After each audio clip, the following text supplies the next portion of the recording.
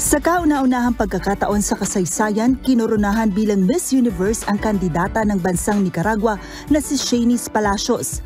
Ang 23-year-old mental health activist at audiovisual producer na si Shanice ang nag-stand out sa 88 mga kandidata na naglaban-laban para sa korona at titulo ng Miss Universe 2023.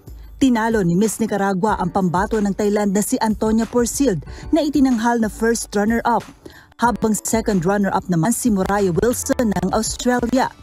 Sa answer portion, tinanong ang tatlong finalists ng if you could live 1 year in another woman's shoes, who would you choose and why? Para kay Miss Thailand, nais niyang maging si Malala Yousafzai, ang Pakistani education activist na nabaril at nakasurvive dahil sa kanyang pagkikipaglaban para sa karapatan sa edukasyon ng mga kababaihan sa Pakistan. Sagot naman ni Miss Australia, nais niyang mabuhay gaya ng kanyang ina na isang matatag at siyang nagturo sa kanya na maging hardworking at matapang na babae. Habang pinalakpakan naman ng marami ang sagot ni Miss Nicaragua kung saan sinabi nito na pipiliin niyang maging si Mary Wollstonecraft na isang advocate ng karapatan ng mga kababaihan. Samantala, nagtapos naman ang Miss Universe journey ng pambato ng Pilipinas na si Michelle D nang makapasok ito sa top 10 finalist.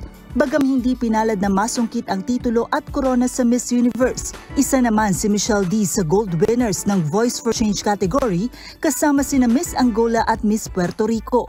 Tema ng Voice for Change ni Michelle D ang kanyang advocacy na i-promote ang autism acceptance, inclusivity at empowerment.